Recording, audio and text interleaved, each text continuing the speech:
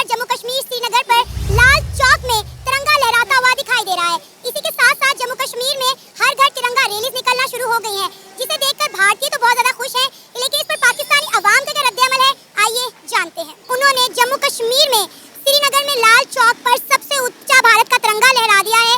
क्या कहेंगे इस पर आप? देखें, ये तो एक जब से मोदी सरकार आई है उनका एक नया ही एजेंडा है पाकिस्तान के ख़िलाफ़ और ख़ासकर जम्मू कश्मीर के ख़िलाफ़। जबकि ये जम्मू कश्मीर का एक जो इशू चल रहा है, जबकि ये इशू इस तरह का इशू है कि अभी तक अक़वाम मुत्तहिदा ने इसको कोई ये नहीं कहा कि ये पाकिस्तान का हिस्सा है या इंडिया का हिस्सा है।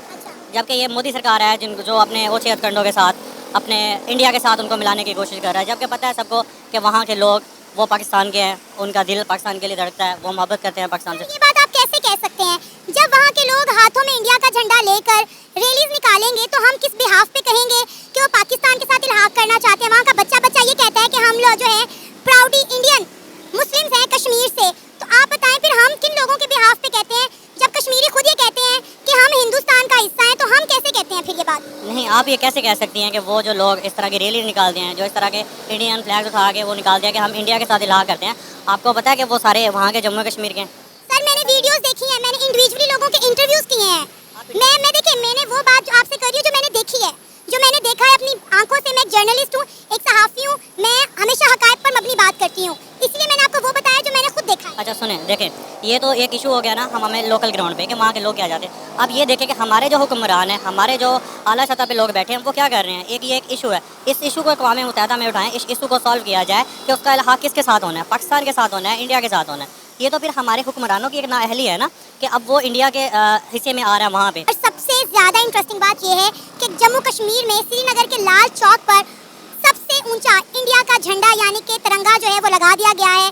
क्या कहेंगे आप इस पर? ये सबसे पहले ये हमारी फॉरेन पॉलिसी की नाकामी है। सबसे पहले कि हमारे जो झूठे दावे हैं कि कश्मीर हमारा है और हम कश्मीर के लिए सब कुछ कर रहे हैं और हमने हर फोरम पे जाके बात की है, लेकिन उन सब बातों का, उन सब दावों का कोई फ़ायदा नहीं है जब काम ही नहीं होना किसी चीज़ का। तो हम किस चीज़ का दावा करते हैं आवाम के सामने, और आवाम को हमने गुमराह किया हुआ है कि कश्मीर हम ले लेंगे, कश्मीर हमारा है, और उसका हमें कोई अमली मुजाहिरा नज़र नहीं आता किसी भी गवर्नमेंट की तरफ से, चाहे वो कौन सी गवर्नमेंट हो, वो PMLN की हो, वो PTI की हो, वो PDM की हो, किसी की भी हुकूमत हो। हम सिर्फ बातों की हद तक ही होता है काम, और इसका फ़ायदा किसी को भी नहीं होता। एंड पे हिंदुस्तान हमेशा हमसे बाजी रह जाता है आगे।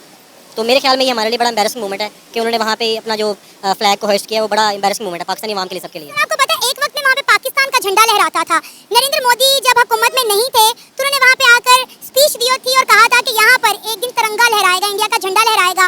और मोदी की सरकार आने के बाद तब से लेकर आज तक वहाँ पर इंडिया का झंडा लहरा रहा है, और इंडिया पूरी दुनिया को ये साबित करने में कामयाब हो चुका है कि कश्मीर जो है वो इंडिया का अटूट अंग है और उनसे बिलोंग करता है। हम दावे करते रह गए। आज सुबह से पाकिस्तान का शहर फैसलाबाद चल रहा है, इसलिए चल रहा है कि वहां पर एक क्रिश्चियन को ब्लास्फेमी का एक्यूज करके और उसके ऊपर उसको क्रिश्चियन के साथ जो हुआ वो तो अलग हुआ, लेकिन एक चर्च में आग लगा दी और क्रिश्चियंस के घर में घुस के आग लगा दी गई।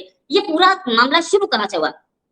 जो चीज पाकिस्तानी नहीं बता रहे, पाकिस्तान के न्यूज चैनल्स बिल्कुल ब्लैकआउट है, इस पे कुछ नहीं बोल रहे। पाकिस्तान के न्यूज चैनल्स एक खबर नहीं दिखा रहे कि इतना बड़ा दंगा हुआ है, चर्च चला दिए गए, वहां के क्रिश्चियंस के घरों में घुस के आग लगा दी गई। मैं बताऊंगा कि क्या हो रहा है। और ये शुरू कहां से हुआ? आज सुबह सुबह पाकिस्तान के फॉर्मर प्राइम मिनिस्टर, यानी कि 2 दिन पहले जो पाकिस्तान के प्राइम मिनिस्टर थे शहबाज शरीफ, उन्होंने एक ट्वीट किया। उन्होंने ट्वीट ये किया, उसमें ये लिखा था एक और इंसिडेंट हुआ है, another incident of the desecration of the holy Quran, this time in front of the royal palace in Sweden. This is highly disturbing. The recurring nature of such reprehensible incidents establish that there is a vile, sinister and evil intentions behind them that aims at hurting the emotions of Muslims around the world. Equally disturbing is the lack of action on the part of Swedish government to check such incidents through strict enforcement of law. अब इसमें इन्होंने ये भी बोला कि बुरी हालत है और एनफोर्समेंट ऑफ लॉ नहीं हो रहा। क्या इनके अपने कंट्री में एनफोर्समेंट ऑफ। नमस्कार दोस्तों, स्वागत है आपका एक और नई वीडियो में।